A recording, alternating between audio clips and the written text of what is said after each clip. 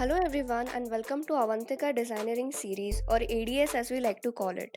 Every week on Wednesday, we feature design and technology leaders who share their professional journey, their thoughts on their domain of work, and designeering where the world of design and engineering meet. Make sure you follow us on social media, Instagram, LinkedIn, Facebook, and Twitter. And with that, let's continue with your show.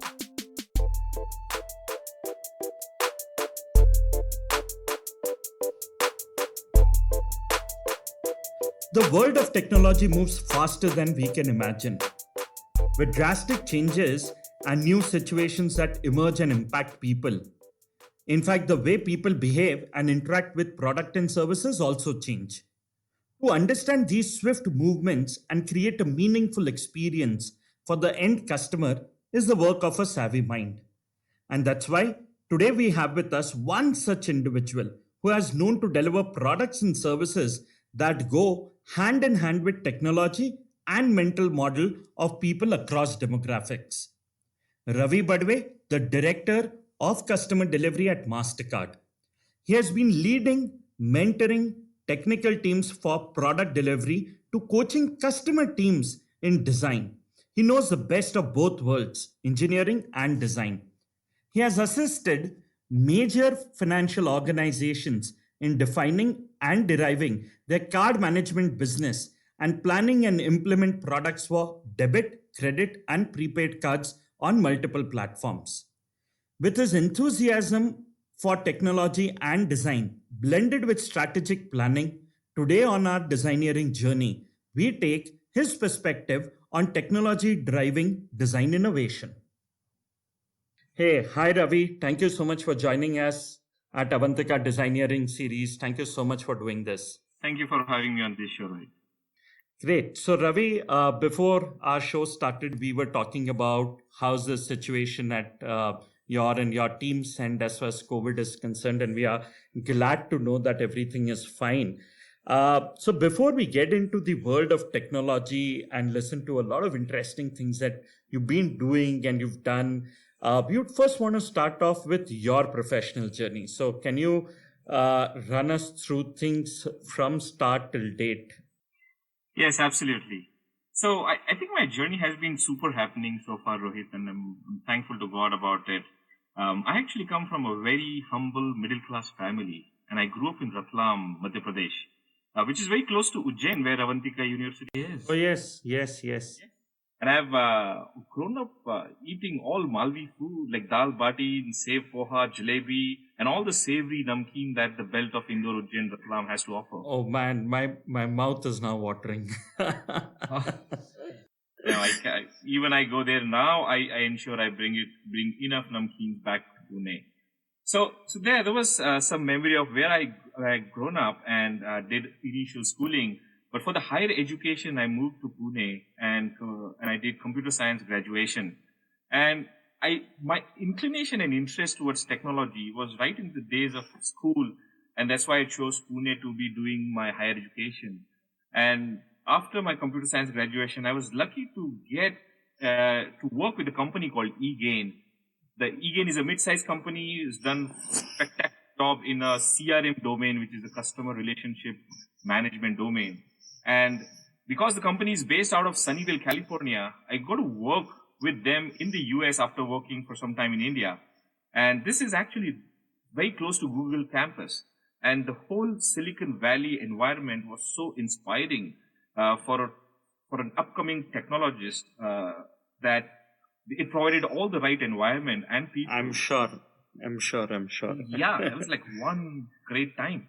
So I got so I was a hardcore techie there, doing a lot of different stuff, different programming in Java, J2E, Oracle, and did many implementation projects for customers all over the US. And then with that stint, I got another opportunity to work for Sungard, which is now FIS, and that introduced me to the financial domain. This is really big domain, and I was lucky to get exposure to corporate banking, retail banking, accounts receivable, and all the financial products that Sungard worked then. It also gave me an opportunity to do a global consolidation So we got a chance to travel to North America, to Europe, and to Singapore in Asia Pacific, and consolidated a technical services in Pune, India. So that was very, very exciting time. And then Mastercard happened, and then there's no day in Mastercard which is not super exciting. That brought another exposure in financial domain, which is payments. And this is so much relatable because people like you and me and everyone have a Mastercard in the wallet. So there I also got an opportunity to work and get introduced to the world of design and what it can do for Sony, for us. So there, that's the journey. But one thing I definitely experienced, Rohit, that the memorable journeys are not just about counting milestones and reaching destination, but it is embracing the diverse people that you meet along, isn't it? Absolutely, absolutely. So, Ravi, while we are going to cover a lot of aspects about how design happened, but sticking to your core domain where you have expertise, can you tell me any latest technology adoption that has amused you in recent time? Oh yes, there's so many, but if you're talking about a very, very recent time, it's not actually from a corporate, but something that's happening in my home as these days. About because of these lockdown, schools are closed, and my son, who's in grade 6, has started doing the virtual classes, and the schools have opened up all the virtual classes in collaboration on Microsoft Teams. So I am amused with the kind of technology adoption the schools and students have done. They have faced few issues before because they are not like corporate like you and me, but slowly and slowly they were able to get adjusted to the new way of learning. And it's just so exciting to see, in spite of lockdown, how technology is enabling the learning which is happening. Absolutely. In fact, I completely relate to it. My son has been going through his phonics classes, synthesizer classes, all of these now on Zoom, and it's really interesting to see 5 years old, 7 years old, using all of these devices and learning, and doing their sessions. I think it's something which is very, very exciting. Indeed, yeah. So Ravi, while we talk about all of these things, where do you think the future action is going to take place in the world of technology and design? Well, so let's just understand that design and technology actually is inseparable. I think a great design or a great technology development will always evolve a product which is relatable to human. Yeah, because we're talking about design can be a human-centered design. But just there are few areas I see a future and something very, very exciting development that's happening. First of all, in the space of AI, we've all worked and used Alexa and Google Assistant. I see a huge area in which headless AI will grow, and not just for entertainment and recreation, but voice commerce. You can possibly ask Alexa to order whatever you want on Amazon, and more and more. Also, we are all using connected devices now. So these devices are always connected. There is in fact a website which gives us the statistics of how many connected devices are currently operating throughout the world. So the connected devices will actually bring out a future as simple as, for example, if your washing machine is about to complete 5 years, a manufacturer is connected to your device and would able to offer you a better deal and also alert you that it's time to change. So things like that, and also if you have heard about blockchain, Rohit, this is the next big technology which has a lot of potential but yet to proven. And this is about a distributed ledger where we should be able to trace each and everything into a particular transaction. And by transaction, I'm not only meaning financial transaction here, but it is in any kind of supply chain. I was actually giving this example to someone who doesn't understand technology so much, but let me see if that relates to you. This is a season of mangoes, right? And there's so many Alfonso mango, tagged as Ratnagiri mango, that have come and being sold in Pune. But the reality is that there are not so many trees in Ratnagiri for these mangoes. So where do these mangoes come from? So if there is a technology in future with blockchain. We should be able to trace each mango, where it did come from, which district, which city, and from which tree. So that's the power of blockchain that we could experience in coming days.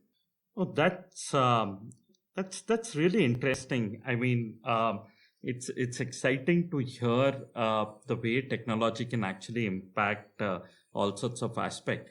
So another question, Ravi, that I pick up from your conversation, in fact, from the fintech background that you come from, do you think banking, that we have in a physical form today will completely go digital? What are the wild concepts that you think will come up in the banking system, digital transformations in banking systems? Well, first of all, technology can definitely support the digital transformation that we will be talking about. But it's also very important about how human adoption is happening for the given technology. I mean, having in this space and worked in financial domain so far, I honestly haven't been able to convince my father to use digital payments. He still prefers to go to the bank and see the branch manager and do his banking physically by going to the branch and also not using credit card. So now we have all the technology to support the digital transformation.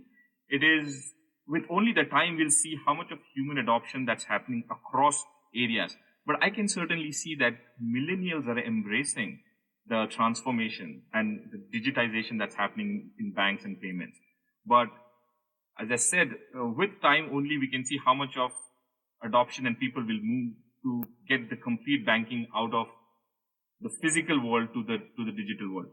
Absolutely. In fact, one of those articles that I was reading about Apple coming up with something really interesting in the digital payment world, and some of these really seem to be very, very exciting technologies. That people will adopt in due course of time. Absolutely. In fact, just because you mentioned about banks, there's also a big concept of open banking. If you've heard, these are actually open APIs that banks could use to collaborate at a next level altogether, which will provide much more digitization in banking to come. That sounds interesting. So, while you've been talking about so many interesting technology aspects, one of the organizations that we cannot miss talking about is Netflix. Now, what's interesting about Netflix, and obviously our consumption during the last couple of days has gone really high up. But if you look at what's interesting about Netflix is it's known for personalized recommendation. And in fact, it goes out and claims that it is one of their biggest differentiators. What they also did some time back is they moved to customized artwork so that it entices the user to watch content based on their past viewing experiences. The question that I have is, what's your view on technology for creating perfect customer scenarios? Yes, actually, Netflix is my personal favorite as well, Rohit. I'm currently watching a series called Suits, and I'm just loving it with each episode I Oh, watch. that's an exciting series. It's incredible. Yes, Netflix is really an example in today's time, right? About how they have been able to adopt and deploy technology to be the worldwide streaming company. There's so much of content. And if you really think about it, it's really not only the technology, but how Netflix is understanding the personas of all its subscribers. And that is the differentiator, truly. Haven't it happened with you, Rohit, that you're all in a mood of watching a good movie or listen to good music, but when you actually go onto it, you don't know what to see or what to listen, right? Oh, very, very frequently. In fact, very frequently it happens with me. Absolutely. And then when you come to see Netflix, it has never disappointed me personally, for sure, because they are able to understand the persona and persona from perspective of what I would really like based on the past history, past watching experience. So I think they have done really good job and a possible design oriented, a design thinking approach of understanding the persona, creating a profile, and suggesting what the platform of Netflix can offer, that will definitely be a choice of a customer. So they have really brought the technology and design and the empathy to understand customers and their subscribers really well. So, while Ravi, in your answers, you've been talking about experience as a word very frequently. I think it's become a buzzword today, and it's become really viral. The question that I have is, I feel that it's probably a recent phenomena. How did companies create experience even prior to this? Well, I think companies have always stressed on creating experience with the products and services they have. And this is really not a new term or something new. It's just that we, an organization, are more aware and conscious about what experience they will create with products and services. It just get one of the things that comes to my mind, Rohit, is you remember the single screen experience that we all used to have when watching a movie with all the claps and whistle and what Oh, could have. absolutely. Salman Khan film today, or even Rajinikanth film, is it's an experience to watch them in a single screen. See there, and then we have these multiplexes, and those Yeah, are creating different new experiences altogether. Which I'm not saying good or bad, but so companies, organizations have always stressed on creating experiences with product and services. It's now that we are more talking about an end-to-end journey that we can provide with a customer, and just not a design or a product that can be ring fenced into a particular scope. So there, the experience has always been important. It has become more important now in a cutthroat competition that all brands are into right now. So there. absolutely. In fact, Ravi, to share a personal example, we saw this Marvel film Black Panther at PVR in 4DX, and I was really amazed that sitting in a regular multiplex theater, the kind of experience that you could that you can receive in terms of watching the movie, and it was absolutely thrilling to be there and watch that film. Oh, yes, indeed. So, One yeah. more thing that comes to my mind, Rohit, is what was your first phone that you used in life? I Mobile used phone. a Nokia 3310. Exactly, and I'm not surprised with your answer. My phone was also Nokia, and we've all seen a evolution of how the giant companies like this were completely gone in coming days when the digital and when the touch Yeah, screen grew. Yeah? So, talking about experiences, if organizations are not able to understand the experiences they are able to create, they lose the pulse of people, and that's how Nokia is no more seen, and so many others are in the market. absolutely. In fact, taking a cue from here, Ravi, one of the other companies that come to my mind is Amazon. In fact, one of the best examples of a human centered organization that's using both technology as well as design to deliver a delightful customer experience. So, my question to here, to here is that as an expert, can you share how are they blending both these domains to achieve their goals? Well, again, Amazon is my favorite again there. And, there was a study on Amazon and another 10 companies of similar nature, all big companies in the US like Costco's and Macy's and all different big tycoons who provided products and services physically, as well as they had a chance to move on digital media. But Amazon, if you see for the last 10 years, in the recent years, they've grown 2,000 times. And you must look at their vision statement, Rohit, and I really recommend also the listeners to go and see what's Amazon's vision statement. It's not about, there are no numbers in it, first of all. It's not about being or growing 100% or in revenues and things like that we normally see. The vision statement talks about being the most human-centered company who could deliver anything which is required on the planet. So that shows how much they care about the design and the human-centered part of it. Right? So Amazon is again an example of how they have brought design and technology together to create really pleasurable experiences. If sometimes even if you're searching for a book on Amazon of your favorite author, Amazon has a technology to have the book to the nearest go down near your house so that they can possibly promise a 1 day delivery or a shortest time delivery. So those are the kind of thinking that happens in that organization, and I am really surprised and also amused with the kind of products and services they offer. Absolutely. I think they've done some marvelous job even during the current situation of delivering essentials. And I think they're doing a fantastic job with that. Yeah, So, indeed, yeah.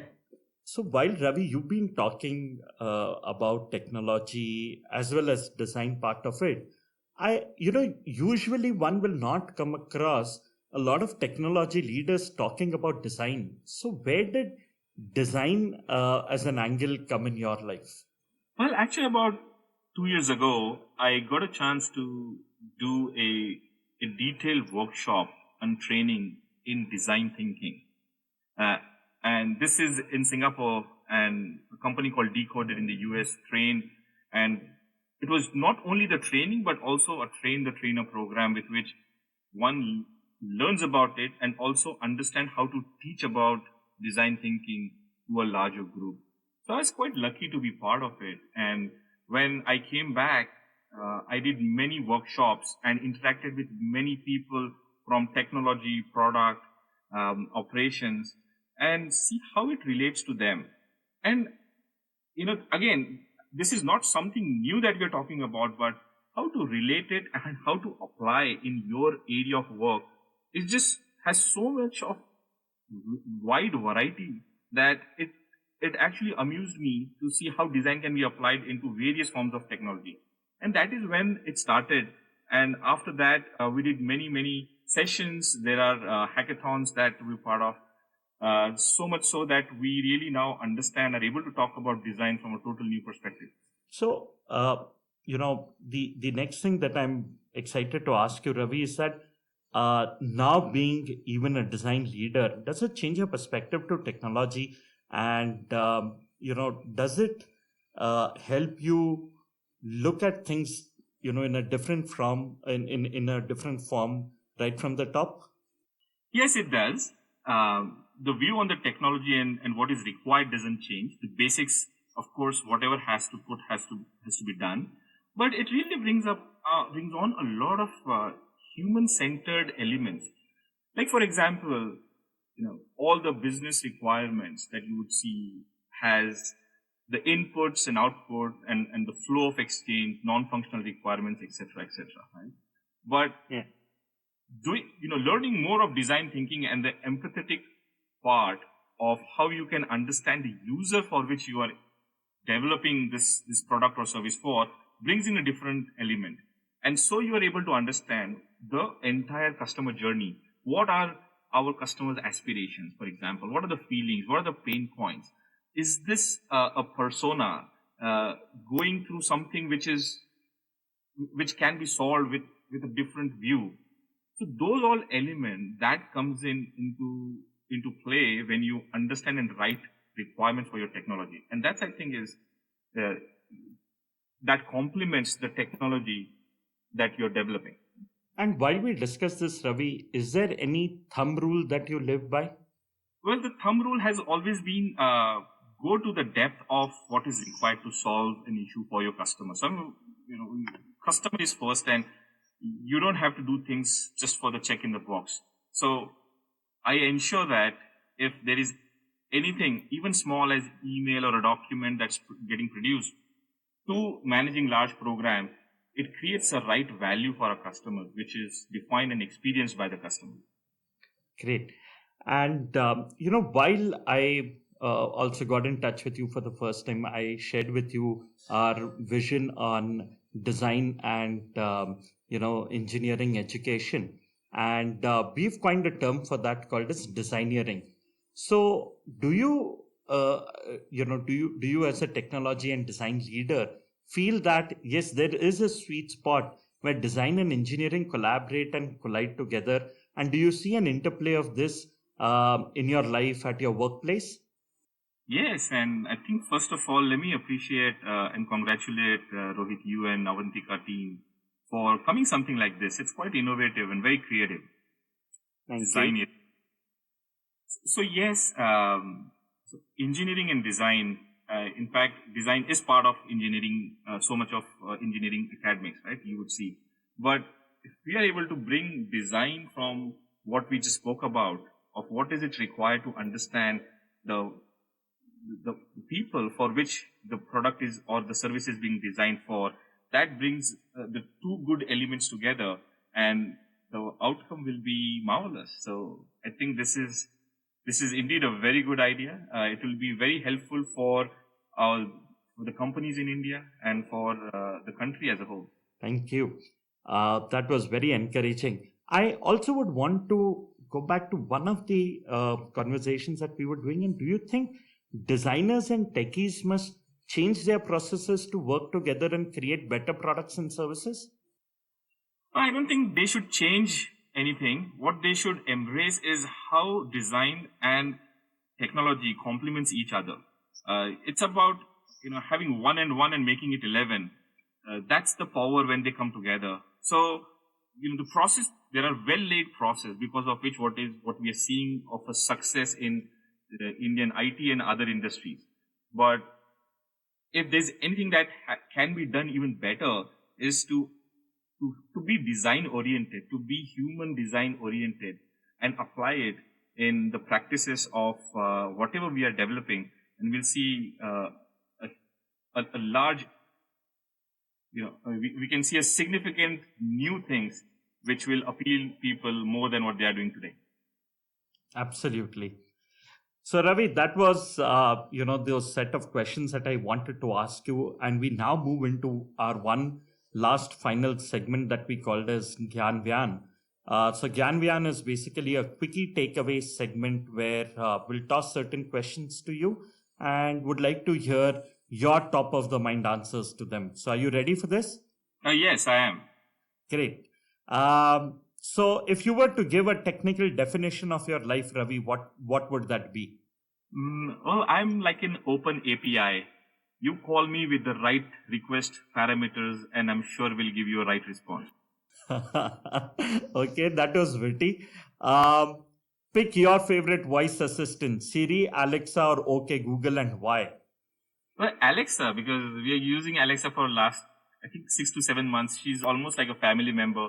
And from simple questions to difficult ones, we go and back and ask Alexa. That's been a good experience so far.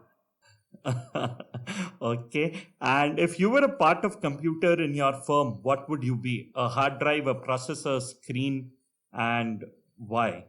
Actually, I think a monitor or screen, because that is what you see is what you get, right? I mean, all the powerful computation that CPU does is actually be seen on the monitor. So I'll be where we get to see the most. Okay. And how would you explain your job to a 5-year-old kid? When I go to work and I'm able to do my job well, so that your father can go to the ATM, fetch money, and buy chocolate for you. Okay, that's interesting. And if not technology or design, which field do you think you would be pursuing your career in? I would have pursued in journalism. I had a lot of inclination towards writing blogs and covering stories which change the turning events elsewhere.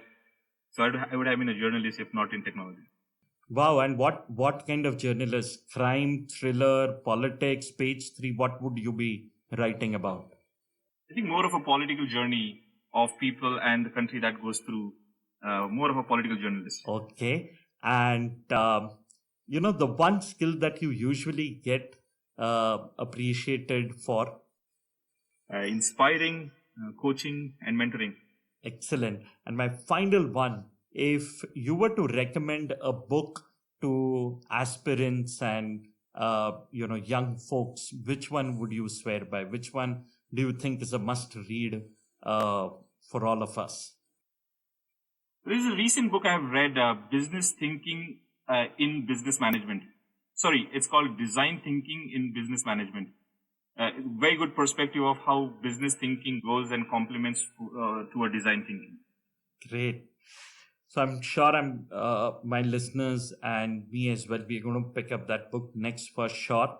And Ravi, thank you so much for doing this. It was lovely hosting you on ADS or Avantika Designeering series. And we look forward to keeping in touch with you and engaging further ahead as well. Thank you, and I wish all the best to Avantika University as well. Thank you. Hey there, we hope you enjoyed our show. Do write to us on ads@avantika.edu.in. We look forward to your opinions, feedbacks, and suggestions of speakers you would like us to host on this show. Do tune in our channel next week on Wednesday for a new story on Hubhopper or wherever you get your podcast from. Make sure you follow us on social media, Instagram, LinkedIn, Facebook, and Twitter. Don't forget to subscribe to our channel and tune in with us on our journey, and don't forget to share it with your friends.